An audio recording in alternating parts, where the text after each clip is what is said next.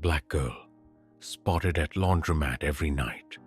Sheriff bursts into tears after discovering why. The laundromat was quiet except for the steady hum of the machines and the flicker of fluorescent lights overhead. The smell of detergent and the rhythmic churn of washing machines were constants, an almost comforting backdrop for those who came here. But for Sheriff Tom Hollis, who sat parked across the street in his patrol car, the laundromat was more than just a mundane stop on his nightly patrol. It was the site of a growing mystery that tugged at his heart. Every night for the past 2 weeks, he had seen her, a small black girl with neat braids, always alone, carrying a stuffed bag of clothes. She would appear from the shadows, her oversized jacket hanging loosely on her tiny frame, and disappear into the glow of the laundromat.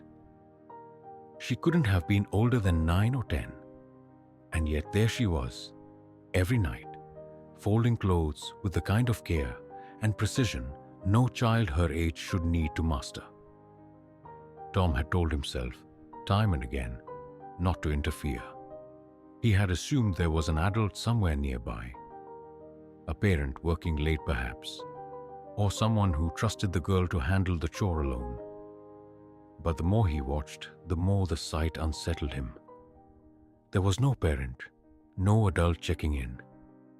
Just her, always her. That night, as the clock ticked past midnight, Tom found himself unable to ignore the knot in his chest any longer. Memories of his own daughter, Emily, flashed through his mind. Emily had been 9 when she died, the victim of a car accident that had claimed her and her mother, Sarah, 7 years ago. Tom had been behind the wheel that night. He had lived with the weight of that guilt every day since, and maybe that was why he couldn't look away from the little girl in the laundromat. He took a deep breath, grabbed his hat, and stepped out of his patrol car. The air was crisp, the night still. His boots crunched softly against the pavement as he crossed the street. Through the laundromat's large windows, he could see her standing on tiptoes to load clothes into a machine, her face set with quiet determination. Tom hesitated at the door, suddenly unsure of what to say. But then the bell above the door chimed as he stepped inside. She froze, her small frame stiffening as she turned to face him. Her eyes were wide, dark pools of fear and caution. For a moment, neither of them spoke. "Hi there," Tom said, his voice gentle. "I'm Sheriff Hollis. What's your name?" The girl didn't answer.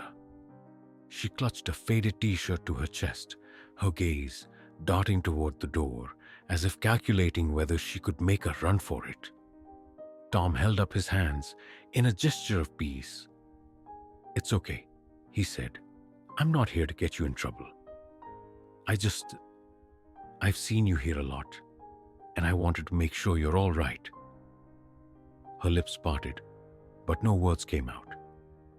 Instead, she took a step back, putting the washing machine between them like a barrier.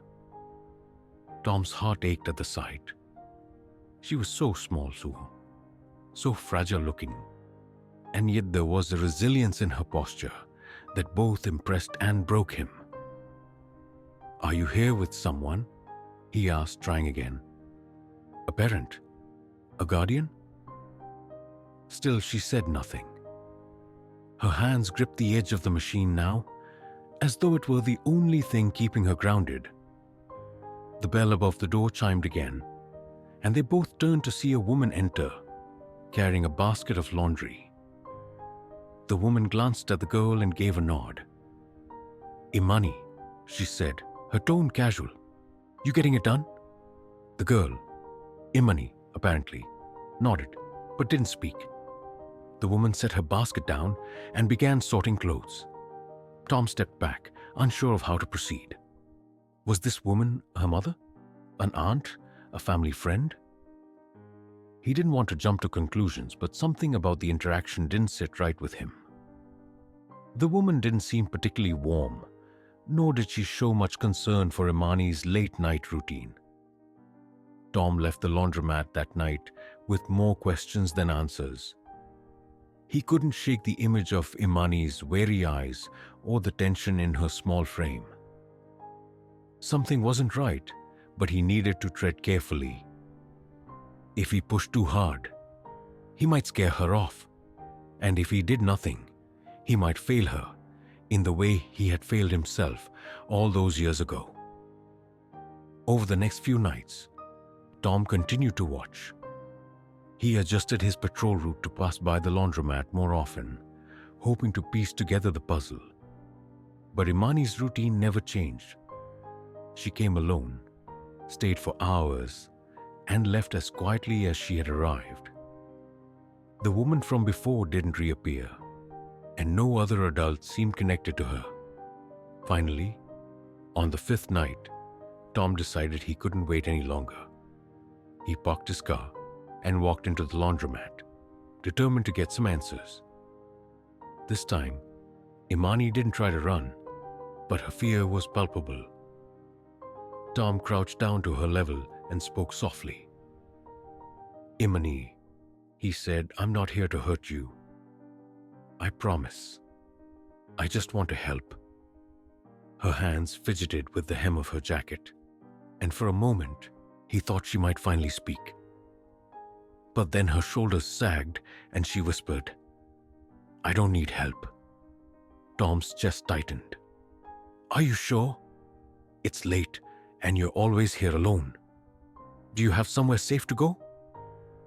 She looked away, her lips pressing into a thin line. Tom was about to try again when she suddenly grabbed her backpack, stuffed her clothes inside, and darted past him. By the time he made it outside, she was gone, swallowed by the darkness. That night, Tom couldn't sleep. He stared at the photo of Emily on his dashboard, his mind racing with guilt and worry. He had to find out more about Imani, who she was, where she came from, and why she was alone. The next morning, he started asking questions around town. Most people had noticed her, but knew little about her. "That little girl at the laundromat," one woman said. "She's there every night. It's not right. A child being out like that. Someone should do something." Tom agreed. Someone should do something. And that someone was him. Over the next week, Tom pieced together fragments of Imani's story. She had come to town with her mother, who had died of an illness not long after. Since then, Imani had been on her own, moving from place to place, avoiding attention. The laundromat, it seemed, had become her refuge, a warm, safe space in the middle of the night. When Tom finally confronted her again, it was with a new understanding of her struggles. He found her sitting on a bench in the laundromat, her backpack beside her, her eyes heavy with exhaustion. This time, when he asked if she was okay, she didn't try to run. Instead, she looked up at him with tear-filled eyes and whispered, "I don't have anywhere else to go." Tom's heart broke. He sat beside her, careful not to get too close, and said, "You don't have to do this alone, Imani. I can help you, but I need you to trust me." She stared at him for a long moment, and then finally, she nodded. That night marked the beginning of a journey neither of them could have anticipated. Tom took Imani into his care, determined to give her the stability and love she deserved. It wasn't easy. She was guarded, afraid to let her walls down. But slowly, she began to open up. She told him about her mother, about the nights she spent hiding in alleys and doorways, about how the laundromat had become her sanctuary. Tom listened, his heart aching with every word.